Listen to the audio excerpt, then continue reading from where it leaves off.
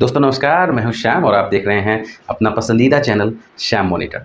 दोस्तों 7वां पे कमीशन आया था, तब से अभी तक कर्मचारियों के बीच में ये भ्रम फैला हुआ था कि 8वां वेतन आयोग आएगा या नहीं आएगा, क्योंकि 7th पे कमीशन में ये रिकमेंड किया गया था कि 8वां पे कमीशन ना आए। इसके लिए एक्वायर्ड फॉर्मूले के बेस पे कर्मचारियों एवं पेंशन भोगियों के वेतन भत्ते में महंगाई के अनुसार समय समय पर वृद्धि किया जाएगा। लेकिन अब 8वें पे कमीशन का रास्ता बिल्कुल साफ हो गया है, क्योंकि 8वां वेतन आयोग आएगा, 8वें वेतन आयोग का गठन किया जाएगा। इसका आदेश आया है और ये आदेश वित्त मंत्रालय की तरफ से स्पष्ट किया गया है। इसका सीधा मतलब ये हुआ कि 8वें वित्त आयोग का गठन किया जाएगा और इसका फ़ायदा केंद्रीय कर्मचारियों इंक्लूडिंग डिफेंस, राज्यकर्मियों एवं नियोजित शिक्षकों को भी 8वें वित्त आयोग के गठन का फायदा मिलेगा। और ये अब बिल्कुल स्पष्ट हो गया। कहाँ स्पष्ट हुआ है, कैसे स्पष्ट हुआ है, क्या है इसके अथॉरिटी, समस्त जानकारियों को हम इस वीडियो के माध्यम से आप लोगों के बीच साझा करेंगे और इसे हम एक लेटर के माध्यम से स्पष्ट करेंगे।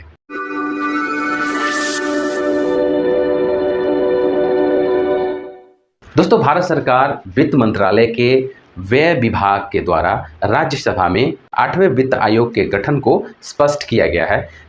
इसके लिए आप ये लेटर देख सकते हैं। इसको हम बड़ा करते हैं और आपको बड़े लेटर को बड़ा करके बड़ा स्क्रीन पे दिखा।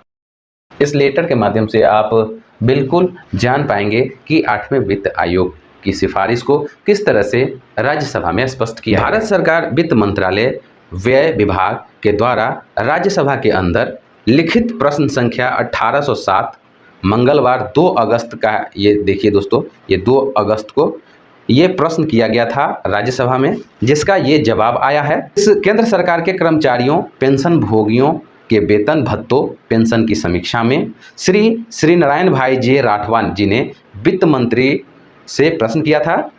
प्रश्न क्या था?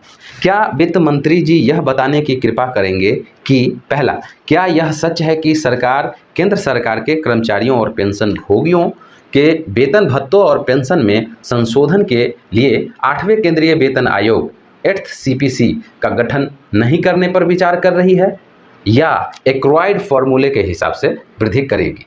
ये प्रश्न उन्होंने जानने की कोशिश करी और दूसरे में यदि हाँ तो तत्संबंधी ब्यौरा क्या है और इसके क्या कारण है।